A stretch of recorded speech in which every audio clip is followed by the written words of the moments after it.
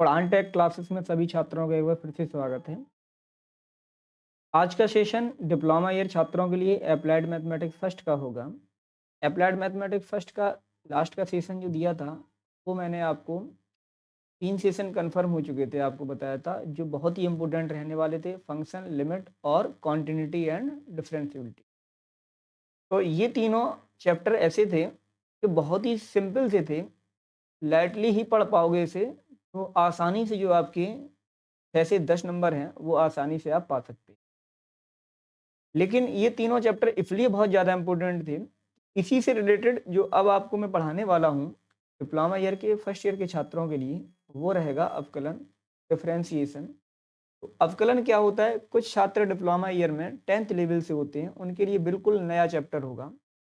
तो फंक्शन अगर उन लड़कों ने पढ़ा होगा, छात्रों ने, फंक्शन रहा और फंक्शन के बाद लिमिट रहा। फंक्शन और लिमिट को बहुत ही ज़्यादा ज़रूरी हो गया उन छात्रों के लिए जो 10th लेवल से रहते हैं। और इसी से रिलेटेड अब मैं आपको अवकलन पढ़ाने वाला हूँ। अवकलन के लिए कुछ चीज़ें हैं जो मैं आपको बताऊँगा, तो उसे ज़रा ध्यान से देखें। वही, ये अवकलन क्या होता है, पहले इस चीज़ को समझते हैं हम सभी छात्र।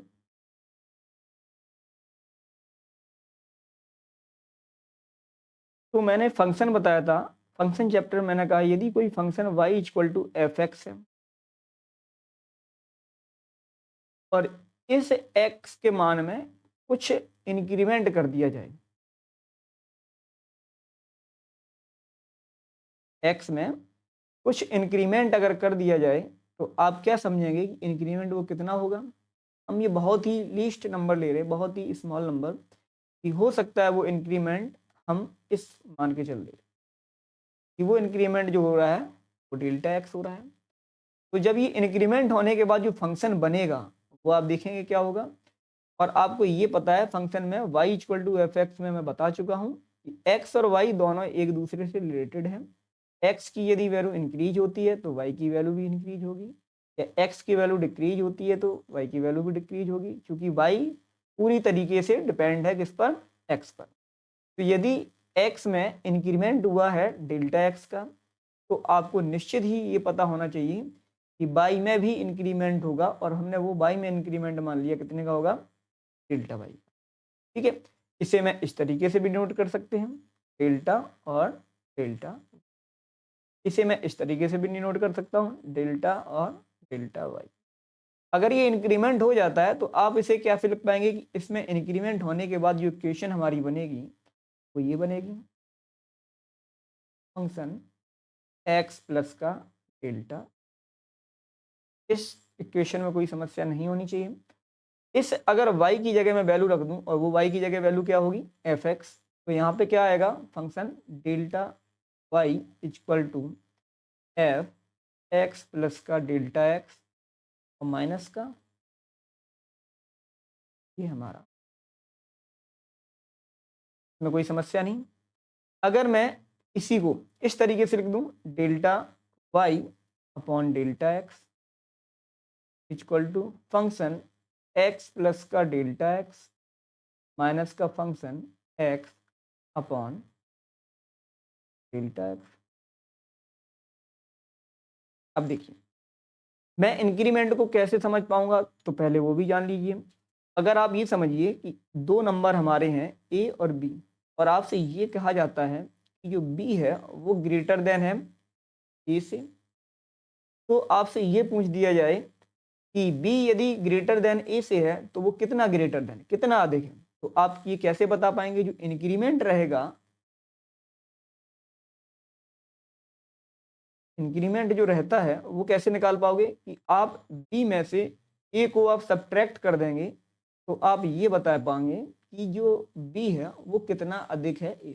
इसी प्रकार से तो कर पाएंगे। ठीक है, उसी प्रकार यहाँ पे भी किया हमने।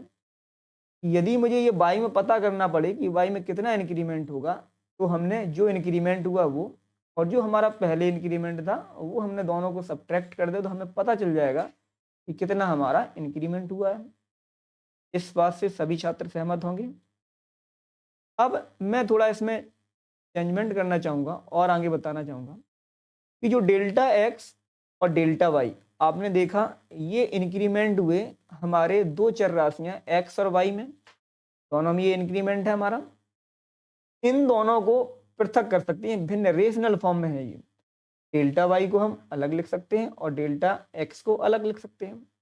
इनका अवकलन करने पर एक सीमांत अवकलज आता है और जिसे बोलते हैं d y on d x. ये क्या थे हमारे, ये स्मॉल इंक्रीमेंट था, बहुत ही माइनर नंबर थे डेल्टा वाई और डेल्टा एक्स। इनको एक सीमांत अवकलज होगा, वो हमारा d Y over D x होगा। अब ये delta y over delta x और d Y over D x में डिफरेंट क्या है, तो डिफरेंट ये है कि इसे हम पृथक कर सकते हैं, यानी कि ये हम ये कह सकते हैं कि इसे अलग अलग किया जा सकता है क्योंकि ये रेशनल फॉर्म में है, और ये हमारा भिन्न रूप में नहीं है, इसलिए इसे पृथक नहीं किया जा सकता है। मैं बात कर रहा था अवकलन की। अवकलन क्या होता है वो देखिए, अवकलन यानी कि डिफरेंशिएशन। तो डिफरेंशिएशन को हम इसी से डी से डिनोट करते हैं। अब मुझे ये पता चल जाए कि मुझे अवकलन किस राशि का करना है, किस चर का करना है, किस अंक का करना है। सपोज दैट मैंने ये जान लिया कि मुझे x का अवकलन करना है। क्या अवकलन करना है, x का अवकलन करना है, और किसके रिस्पेक्ट में करना है, तो हमने कह दिया कि x के ही रिस्पेक्ट में करना है, यानी कि सापेक्ष करना। तो आप देखिए, जब भी अवकलन किसी सापेक्ष की बात करे तो आप इस चीज को ध्यान में रखिए कि यदि अवकलन सापेक्ष की बात करता है x के सापेक्ष की, तो जो अवकलन का साइन आएगा वो x के सापेक्ष ही आएगा। अगर इसी जगह y के सापेक्ष या y के रिस्पेक्ट में करता है तो उसकी जगह मैं क्या लिखूंगा, डी ओवर डी वाई। समझ पा रहे हैं सभी छात्र। यदि मैं ये कहूं कि अवकलन मुझे t के सापेक्ष बताइए, तो t के सापेक्ष अगर अवकलन आपसे पूछा जाए तो आप तुरंत कहेंगे डी ओवर डी टी होगा। अगर आपसे कहा जाए कि हमें n के सापेक्ष अवकलन बताइए तो आप तुरंत कहोगे कि D over D N. a के सापेक्ष बताइए, आप तुरंत कहोगे D over D A. c के सापेक्ष बताइए डी ओवर डी सी। तो एक चीज को आपने समझ लिया, यहाँ पे अवकलन शुरू होने से पहले बहुत ही इंपॉर्टेंट ये चीज रहती है जो अवकलन पहली बार पढ़ रहे हैं कि अवकलन को किससे डिनोट करेंगे। अगर ये देख लेंगे आप कि यदि x के रिस्पेक्ट या x के सापेक्ष यदि पूछा जाता है तो आप d ओवर डी एक्स से डिनोट करेंगे। y के सापेक्ष कहा गया है तो d ओवर डी वाई के सापेक्ष करेंगे। t के सापेक्ष कहा जाए तो d ओवर डी टी करेंगे। इसके भी एग्जाम्पल जैसे मैं आपको दे दूं, जैसे अगर आपसे कहा जाए कि मुझे एक इक्वेशन है ए एक्स स्क्वायर प्लस का बी एक्स प्लस का सी, इस टाइप की एक इक्वेशन है, और आपसे कहा जाए कि x के सापेक्ष क्या करना है, अवकलन करना है। तो x के सापेक्ष अगर इस इक्वेशन का मुझे अवकलन करना पड़े तो आप क्या कहेंगे, d ओवर डी एक्स, और ब्रैकेट में होगा ए एक्स स्क्वायर प्लस का बी एक्स प्लस का, ये हमारा अवकलन इस तरीके से मैं डिनोट करूंगा। आपसे कहा जाए कि साइन थीटा है और इस साइन थीटा का थीटा के सापेक्ष अवकलन कीजिए, तो आप क्या कहेंगे, इसे लिखेंगे sir D over D theta, और यहाँ पे क्या लिखूंगा, साइन थीटा। ठीक है।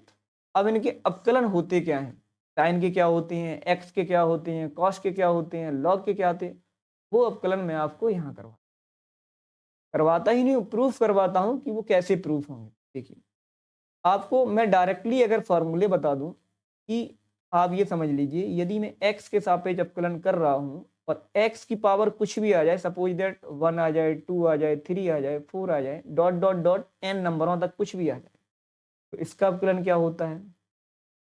ऐसा ना हो कि कोई x के सापेक्ष कर रहे हैं, जैसे d ओवर डी एक्स लिखा आपने, x के सापेक्ष हो रहा है, बट यहाँ पे कोई नंबर है, कोई x का टर्म नहीं है, तो एक कांस्टेंट नंबर है क्योंकि हम कर रहे हैं x के रिस्पेक्ट में, बट हो रहा है यहाँ पे 2 नंबर है, x तो है ही नहीं है हमारे पास, तो सेम इस नंबर को हम बोलेंगे कि ये कांस्टेंट नंबर है हमारे पास।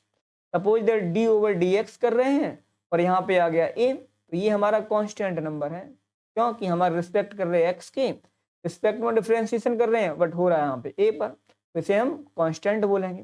तो कांस्टेंट नंबर का भी एक अवकलन होता है कि कांस्टेंट नंबर जब आ जाए तो उसका अवकलन क्या होगा।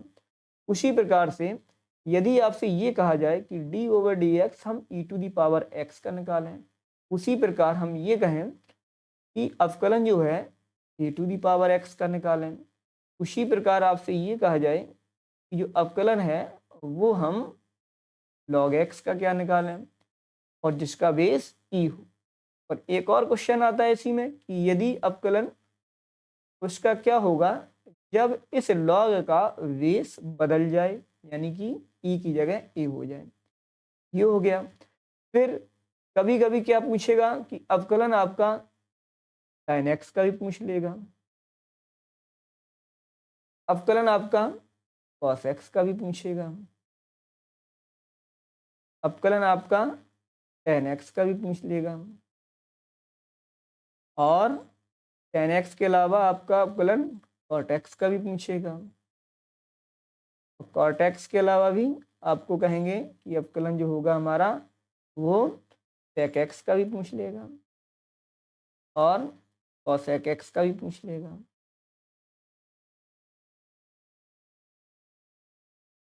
ठीक है, तो ये सभी अवकलन होते हैं।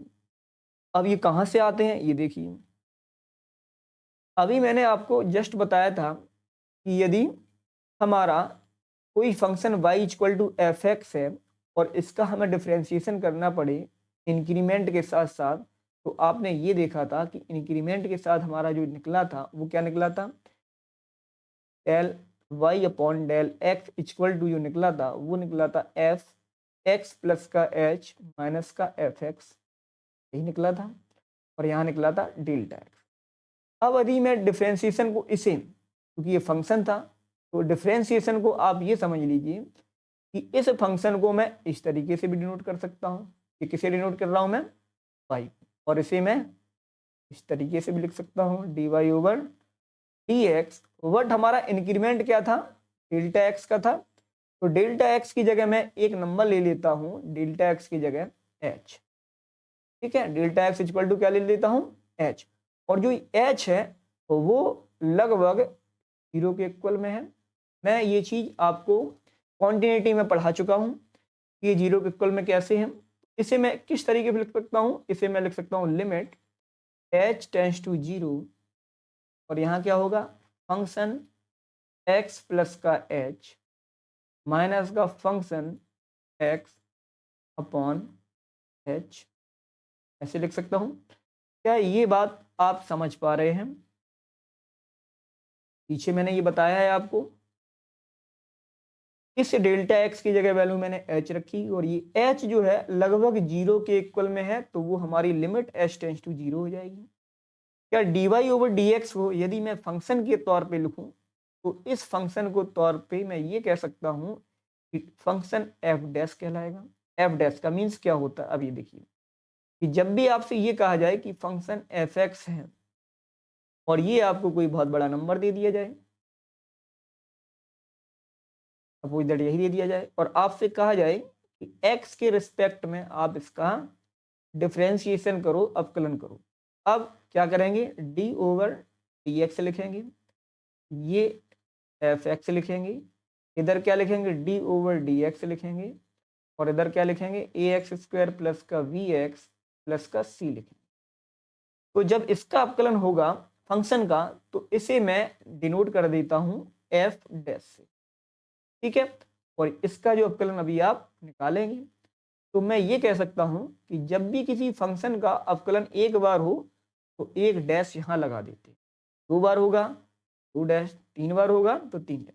तो यहाँ पे तो अभी एक बार डैश हो रहा है, तो मैं इसे इसे किस कंडीशन में लिख सकता हूँ, मैं इसे ऐसे भी लिख दूंगा F dash x equal to limit H tends to zero, और यहाँ होगा फंक्शन एक्स प्लस का एच माइनस का function F X upon H. ये हमारा फॉर्मूला आप रखेंगे और वो यह फॉर्मूला जो होगा हमारा वो प्रथम सिद्धांत से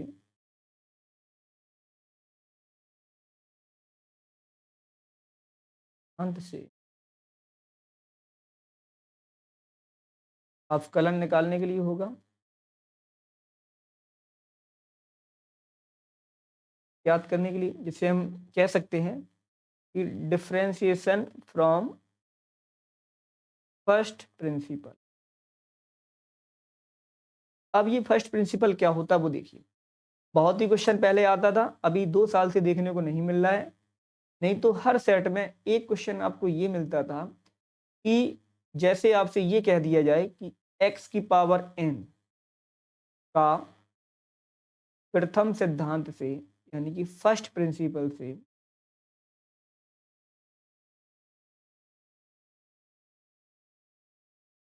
अवकलन गुणांक coefficient of differentiation from first principle गुणांक ज्ञात कीजिए। ये क्वेश्चन बहुत ही ज़्यादा पहले पूछ लिए जाते थे। अब यही मैंने आपको फॉर्मूला लिखवाया है। फॉर्मूला बताया है कि आपको मैं डायरेक्टली ये बताऊंगा कि d ओवर डी एक्स की पावर n अगर आ जाए कहीं तो उसका फॉर्मूला क्या होगा।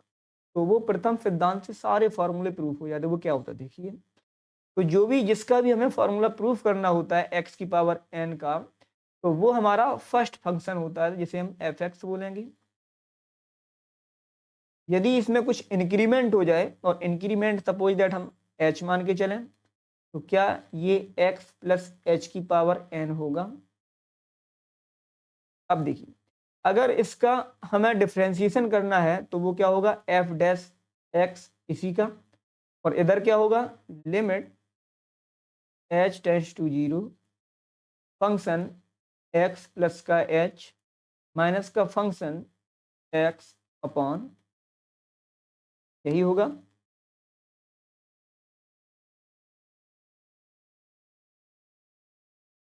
अब देखिए, यदि इस सभी की वैल्यू मैं रख दूं, लिमिट h टेंड्स टू 0, यहाँ पे f x प्लस h की वैल्यू हमारे पास क्या है, x प्लस h का की पावर n माइनस x की पावर n अपॉन, और यहाँ पे ये देखेंगे यदि मैं डायरेक्टली लिमिट रख देता हूँ h की पावर 0, यहाँ पे h इक्वल टू 0 और इस जगह h, तो आप ये देखेंगे कि ये लिमिट हमारा 0/0 हो रहा है।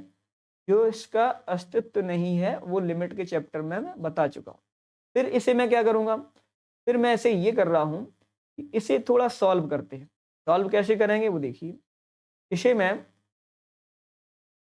f S x equal to limit h tends to 0, यदि मैं यहाँ से x की पावर n को कॉमन ले लूँ, तो आप देखेंगे यहाँ पे, सॉरी x कॉमन ले लूँगा तो बाहर निकलेगा तो n ही होगा, तो यहाँ पे क्या बचेगा, 1 प्लस का h अपॉन x और उसकी पावर n होगा, माइनस x की पावर n होगा, अपॉन में क्या होगा, अपॉन में h होगा। तो इसे और सही से लिखूं तो मैं क्या होगा, f dash x equal to limit h tends to 0, x की power n all over common ले लिया, तो अंदर बचा क्या, 1 प्लस का h अपॉन x और उसकी पावर कितनी है, n माइनस का 1 अपॉन। अब देखिए आप कि मैंने आपको बायनॉमियल थ्योरम में 1 प्लस एक्स की पावर n फार्मूला पढ़ाया था। तो ये 1 प्लस का n की पावर x वाला फार्मूला होगा ये। तो यहाँ से क्या होगा, यहाँ होगा limit h tends to 0 x की पावर n, इसे ब्रेक करेंगे तो क्या होगा, 1 प्लस का n x, n और x की जगह क्या है, h अपॉन x, फिर क्या है प्लस का n माइनस का 1 upon 2 factorial into h upon x का वर्ग प्लस डॉट डॉट डॉट, और लास्ट में क्या लिखा है, लास्ट में हमारा है माइनस का 1, वो मैं यहाँ लिख देता हूँ माइनस का, और अपॉन में क्या है, अपॉन में h। नेक्स्ट पेज में देखिए यही चीज मैं नेक्स्ट पेज में लिखता हूँ। तो नेक्स्ट पेज में क्या लिखूंगा, हमारे पास जो बचा था f dash S x equal to limit h tends to 0, यहाँ था x की पावर n, ब्रैकेट में था 1 प्लस का n h upon x plus का n माइनस का 1 upon 2 factorial into h upon x का square plus dot dot dot और लास्ट में क्या है और अपॉन में एच। अब आप ये देखेंगे कि माइनस का वन और प्लस का वन दोनों कैंसिल, यहाँ बचेगा क्या, यहाँ बचेगा F dash x equal to limit H tends to zero x की पावर एन ब्रैकेट में n h upon x plus का n n minus one upon two factorial और यहाँ क्या लिख सकता हूँ h square upon x square plus dot dot dot नीचे क्या है। अब भी अगर मैं लिमिट रख दूंगा तब भी जीरो अपॉन जीरो आएगा, तो मैं क्या करता हूँ ऊपर से एच कॉमन आ रहा है, अगर ऊपर से एच कॉमन आ रहा है तो उसे मैं कॉमन लेता हूँ, तो देखिए क्या बचेगा यहाँ बचेगा एक्स की पावर एन एच अगर हमारा कॉमन आ गया तो यहाँ क्या बचेगा एन अपॉन एक्स प्लस का एन एन माइनस का वन अपॉन टू फैक्टोरियल और यहाँ क्या बचेगा H upon x square plus dot dot dot upon H.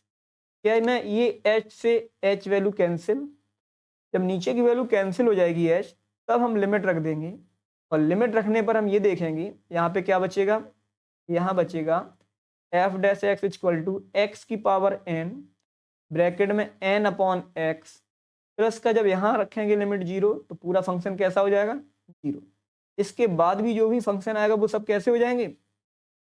तो फाइनली मैं यहाँ से ये देखूंगा कि जो एफ डैश एक्स की जो वैल्यू बचती है हमारे पास वो क्या बचेगी एक्स की power N into N upon X और ये एक्स की पावर वन है, ऊपर जाएगी तो माइनस की हो जाएगी और यानी कि मैं ये कह सकता हूँ कि एक्स और एक्स जब बेस सेम है और डिवाइड में है तो पावर कैसी हो जाएंगी सब्ट्रैक्ट हो जाएंगी, यानी कि मैं इसे लिख सकता हूँ एन एक्स की पावर एन माइनस का।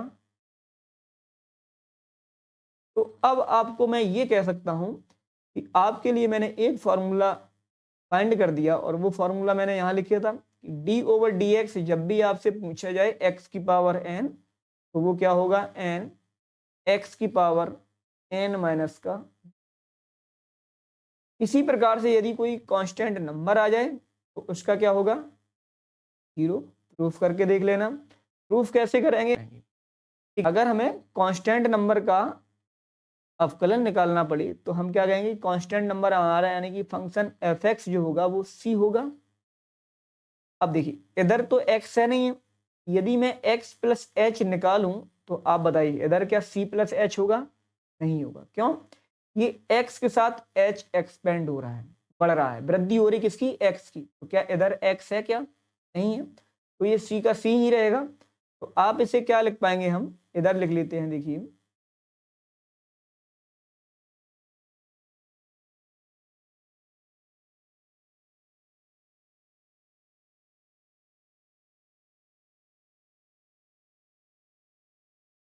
इधर आप ये देखेंगे कि एफ एक्स की जगह वैल्यू सी और एफ एक्स प्लस एच की जगह वैल्यू भी सी। तो यहाँ से यदि मैं एफ डैश एक्स निकालता हूँ तो वो क्या होगा limit H tends to zero F X plus का एच माइनस का एफ एक्स अपॉन एच। तो यहाँ से जो वैल्यू निकलेगी limit H tends to zero, इसकी जगह वैल्यू सी माइनस का सी अपॉन एच यानी कि जीरो अपॉन एच, यही लिमिट होगा। तो फाइनली हमारे पास वैल्यू क्या आएगा, जीरो ही आएगा, आएगा ना। तो इसलिए हम ये कहेंगे कि जो कांस्टेंट का हम अवकलन करेंगे और वो कांस्टेंट के साथ यदि कोई एक्स नहीं है फंक्शन, वाई फंक्शन नहीं है, तो उसका अवकलन होगा। इसी प्रकार e to the power x का क्या होगा, एक ये क्वेश्चन और आपको प्रूफ करवा दूं कि e to the power x का होता क्या है।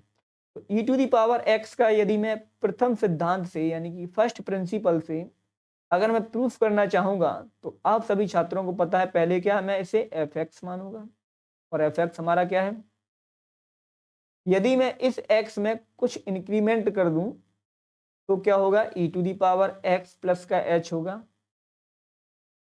और यदि मैं इसी का डिफरेंशिएशन चाहूंगा तो प्रथम सिद्धांत से हमारा फॉर्मूला क्या होगा, limit h tends to zero function x plus का h माइनस का फंक्शन x अपॉन h। तो यहाँ देखेंगे हम लिमिट h टेंड्स टू 0, इसकी जगह वैल्यू क्या निकली, e to the power x plus का h minus e to the power x upon का, क्या मैं इसे ऐसे लिख दूं, limit h tends to 0 e to the power x into e to the power h minus e to the power x upon, लिख सकता हूं। तो अब आप देखेंगे लिमिट ये f डैश x चल रहा है हमारा, h tends to 0, e to the power x को कॉमन ले लिया जाए तो यहाँ पे क्या बचेगा, e to the power h minus का 1 अपॉन h। जब भी मैंने आपको फंक्शन लिमिट का चैप्टर पढ़ाया था तो लिमिट के चैप्टर में आप सभी छात्रों को मैंने बताया था कि e to the power x का जो फॉर्मूला होता है वो क्या बताया था मैंने, वो बताया था 1 प्लस का 1 प्लस का x प्लस का x square upon 2 factorial plus का x cube upon 3 factorial plus का डॉट डॉट डॉट, बताया था सभी छात्रों को। तो यदि मुझे, अब यहाँ पे देखिए, यहाँ पे हमें क्या चाहिए, f dash x equal to limit h tends to 0 e to the power x, bracket में e to the power h है तो यहाँ पे क्या होगा 1 प्लस का h प्लस का h square upon 2 factorial plus का h cube upon 3 factorial plus dot dot dot, और लास्ट में क्या है माइनस का अपॉन नीचे क्या है h। अब आप ये देखेंगे कि ये प्लस का 1 और ये माइनस का 1 दोनों कैंसिल, तो यहाँ बचेगा क्या, यहाँ बचेगा f dash x equal to limit h tends to 0 e to the power x, और क्या बचेगा h प्लस का h square upon 2 factorial h cube upon 3 factorial plus dot dot dot, और अपॉन में क्या, यहाँ से अगर h कॉमन ले लिया जाए तो फाइनली हम ये देखेंगे कि बचेगा क्या, वो f dash x equal to e to the power x, और h को अगर मैं कॉमन ले लूँ आप देखें क्या बचेगा, यहाँ बचेगा 1 और क्या बचेगा h अपॉन 2 फैक्टोरियल प्लस का h square upon 3 factorial plus dot dot dot, और अपॉन में क्या, h से h वैल्यू कैंसिल कर दूं तो साथ में क्या चल रहा है, लिमिट h टेंड्स टू 0। जब नीचे से h खत्म हो जाती है तो उसे मैं क्या सीमा रख देता हूँ, सीमा रखूंगा तो क्या होगा e to the power x 1 plus का 0 0 डॉट डॉट डॉट 0, यानी कि फाइनली क्या आएगा e to the power x, वो क्या निकलेगा f डैश x का मीन्स x के सापेक्ष हमारा अवकलन। तो हम यहाँ से ये समझे कि e to the power x का यदि अवकलन पूछा जाए हमसे कभी तो e to the power x का अवकलन क्या होगा, e to the power x ही रहेगा। क्लियर है इस बात को। यदि आपसे, अब यहाँ पे देखिए, यदि आपसे a to the power x का अवकलन पूछ दिया जाए तो आप प्रथम सिद्धांत से भी प्रूफ कर सकते हैं या तो इसे याद रख सकते हैं। a to the power x का जो अवकलन होगा वो क्या होगा, तो ये होगा। log x का अवकलन होगा तो वो क्या होगा, वो ये होगा। यदि बेस x का परिवर्तित कर दिया जाए तो उसका अवकलन क्या होगा, उसका अवकलन 1 अपॉन x लॉग बेस इसका e, सॉरी बेस इसका a इंटू e। इसी प्रकार ट्रिग्नोमेट्री फंक्शन साइन का पूछ दिया जाए तो साइन का क्या होगा cos x, cos का अगर पूछ दिया जाए cos का क्या होगा माइनस का साइन x, tan x का अगर पूछ दिया जाए तो tan x का क्या होगा sec स्क्वायर x, cot का अगर पूछ दिया जाए तो माइनस का cosec स्क्वायर x, sec का अगर पूछ दिया जाए तो क्या होगा sec x into tan x। उसी प्रकार से cosec का अगर पूछ दिया जाए तो cosec का क्या होगा माइनस का cosec x इंटू cot। ये फॉर्मूले कुछ हैं वो आपको बहुत ही अच्छे तरीके से याद रखने, ठीक है। तो अगर और प्रथम सिद्धांत से कुछ क्वेश्चन मैं आपको दूं तो मैंने 2-3 क्वेश्चन आपको करवा दिए हैं, बाकी आप ट्राई करेंगे अगर 2 साल से नहीं आया तो फिर भी आप एक बार ट्राई कर लें, अगर कहीं आ गया तो कम से कम उस क्वेश्चन को आप अटेंड कर पाएँगे। और कुछ क्वेश्चन मैं आपको दे देता हूँ, जैसे कि ये देखिए। आपसे ये देखो क्या दिया गया, इस तरीके का भी क्वेश्चन आ सकता है, ये आया हुआ क्वेश्चन है, 2018 में आया था ये क्वेश्चन। और आपसे ये कह दिया गया कि जो फंक्शन हमारा f(x) है, वो हमारे पास दिया गया है 2x प्लस का 3 अपॉन 3x माइनस 2। ये प्रथम सिद्धांत से बताना है हमें कि प्रथम सिद्धांत से इसका अवकलन होगा क्या। तो देखिए इसी को मैं करवा देता हूँ। तो हम पहले इस फंक्शन को हम लेट करेंगे कि हमारे पास जो फंक्शन था वो था 3x माइनस का 2 अपॉन 2x माइनस का 2x प्लस का 3, 2x प्लस का 3, यानी कि फंक्शन f(x) जो था हमारे पास वो 2x प्लस का 3 और नीचे था 3x माइनस का 2। तो फिर इस फंक्शन से हम क्या निकालेंगे, इसमें कुछ इंक्रीमेंट करेंगे और वो इंक्रीमेंट हम h लगाते हैं और यहाँ पे क्या होगा 2x प्लस का h प्लस का 3, नीचे क्या होगा 3x प्लस का h माइनस का, यही होगा।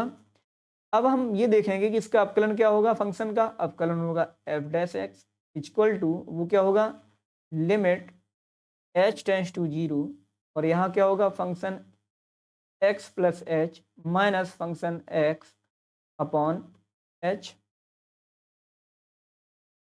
तो यहाँ देखेंगे क्या होगा f dash x equal to limit h tends to 0, इसकी जगह वैल्यू क्या निकली थी हमारे पास, वो है 2 ब्रैकेट में x प्लस का h प्लस का 3 अपॉन 3x प्लस का h माइनस का 2 और फंक्शन x की जगह वैल्यू 2x प्लस का 3 अपॉन 3x माइनस का 2 अपॉन। ये बात सभी को समझ में आई होगी। अब मैं इसे और थोड़ा सॉल्व करता हूँ। वो देखिए f dash x equal to क्या होगा लिमिट h टेंस टू 0, यहाँ पे मैं इसे सॉल्व करता हूँ तो क्या होगा 2x प्लस का 2h प्लस का 3 अपॉन ये क्या होगा 3x प्लस का 3h माइनस का 2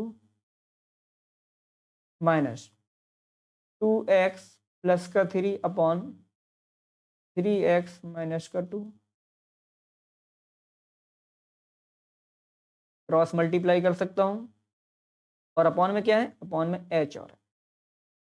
यदि मैं यही डायरेक्टली मैं लिमिट रख देता तो आप देखेंगे इस जगह 0 रखने पर ये 2x प्लस 3 हो जाएगा और वो प्लस का होगा और ये 2x प्लस 3 ये माइनस का होगा, दोनों कैंसिल हो जाएंगे। 0/0 वैल्यू आएगी, इसलिए मैं डायरेक्ट लिमिट नहीं रख पाऊंगा। तो पहले क्या इसे मैं सॉल्व करता हूं। तो सॉल्व करने के लिए हम क्या कर रहे हैं, पहले मैं इस ऊपर वाले फंक्शन को सॉल्व करता हूं। ऊपर वाले फंक्शन में मैं क्या करूंगा कि एलसीएम आ रहा है हमारा कितना, एलसीएम जो आएगा वो आएगा 3x प्लस का 3h माइनस का 2 एक ब्रैकेट में और दूसरे ब्रैकेट में 3x माइनस का 2। क्रॉस मल्टीप्लाई करें तो क्या होगा 2x प्लस का 2h प्लस का 3 और दूसरे ब्रैकेट में होगा 3x माइनस का 2 माइनस का, यहाँ पे क्या होगा 2x प्लस का 3 और सेकंड ब्रैकेट में जो होगा वो 3x प्लस का 3h प्लस माइनस का 2 और अपॉन में क्या रहेगा, अपॉन में हमारा, ठीक है। इसे मैं इस साइड को रेज कर, इसे मैं इस साइड को थोड़ा रेज करना चाहूंगा, यहीं सॉल्व करवाता हूं मैं इसे। तो यहाँ ये आप ये देखेंगे कि जो हमारा f डैश x इसी के बाद जो है f डैश x जो मिलेगा बचेगा हमारे पास, वो क्या बचता है वो देखते हैं। इसमें देखिए यदि मैं इस ब्रैकेट से h कॉमन ले लूं तो आप देखेंगे ये क्या होगा 2x अपॉन h प्लस का 2 प्लस का 3 अपॉन h, सेकेंड ब्रैकेट में 3x माइनस का 2 है, यहाँ 2x प्लस का 3 है। यहीं इस जगह अगर मैं h कॉमन ले लूं तो आप ये देखेंगे यहाँ पे क्या बचेगा, 3x/h प्लस का 3 माइनस का 2 और अपॉन में क्या रहेगा, अपॉन में रहेगा 3x माइनस का 2 और रहेगा 3x प्लस का 3h माइनस का 2 और इनटू में h। यहाँ से भी h, यहाँ से भी h, ऑल ओवर अगर कॉमन ले लिया जाए तो यहाँ पे जो बचेगा वो क्या रहेगा, वो रहेगा f dash x equal to limit h tends to 0, h all over अगर मैं कॉमन ले लूँ तो आप देखेंगे यहाँ बचेगा पहले ब्रैकेट में 2x/h प्लस का 2 प्लस का 3/h ब्रैकेट में 3x माइनस का 2, यहाँ से h कॉमन आ ही गया है तो यहाँ बचेगा क्या, 2x प्लस का 3 और दूसरे ब्रैकेट में बचेगा 3x/h प्लस का 3 माइनस का 2/h और नीचे क्या बचेगा, अपॉन में बचेगा 3x माइनस का 2 और बचेगा 3x प्लस का 3h माइनस का 2। तो ये h से वैल्यू h कैंसिल कर दूं। अब अगर मैं सीमा रख देता हूं डायरेक्ट तो यहाँ पे क्या होगा, ये पूरा फंक्शन 0 हो जाएगा, 0, फिर क्या बचेगा, 2 बचेगा, फिर क्या ये पूरा फंक्शन 0 हो जाएगा। दूसरे ब्रैकेट में क्या बचेगा हमारे पास, दूसरे ब्रैकेट में हमारे पास बचेगा 3x माइनस का 2, 2x प्लस का 3, 0 प्लस का 3 का 0, यहाँ क्या बचेगा 3x माइनस का 2, यहाँ पे क्या बचेगा 3x प्लस का 0 माइनस का। तो हम ये देखेंगे कि अब फाइनली जो बचेगा वो क्या बचेगा, वो बचेगा अपने पास 2 और ब्रैकेट में 3x माइनस का 2 फिर माइनस का 3 और 2x प्लस का 3 अपॉन में नीचे क्या बचेगा, अपॉन में बचेगा 3x माइनस 2 और 3x माइनस का। इसे मैं सॉल्व करूं तो क्या आएगा, यहाँ इसे मैं सॉल्व करता हूं तो ये आएगा 6x माइनस का 4 माइनस का 6x और माइनस का 9 अपॉन 3x माइनस 2 का होल स्क्वायर। तो यहाँ क्या बचेगा, ये माइनस का और ये प्लस का दोनों कैंसिल, तो f dash x equal to जो बचेगा वो क्या है, माइनस का 13 बटे 3x माइनस 2 का होल वर्ग, यही बचेगा और यही हमारा अवकलन होगा उसका प्रथम। यही सभी छात्रों को समझ में आया। अवकलन का ऐसा कोई भी क्वेश्चन नहीं होगा जो प्रथम सिद्धांत से सॉल्व ना हो पाए, प्रत्येक क्वेश्चन प्रथम सिद्धांत से सॉल्व हो जाएगा।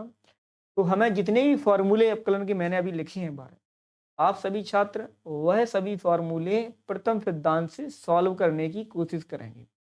ठीक है, एक बार जरूर सॉल्व करें, एक बार अगर एक दो क्वेश्चन अपने मन से करेंगे तो निश्चित है आपको फॉर्मूला और अब प्रथम सिद्धांत का जो फर्स्ट प्रिंसिपल का मेथड है वो क्या है वो आपको समझ में आ जाए। ठीक है, इसी बेस पे कुछ मैंने आपको क्वेश्चन दिए हैं। एक तो क्वेश्चन ये रहा आपका 3x प्लस 2, सेम ऐसे क्वेश्चन रहा, और एक आपका क्वेश्चन रहा √10x। दो क्वेश्चन को मैं आप सभी छात्रों को छोड़ रहा हूँ। ठीक है,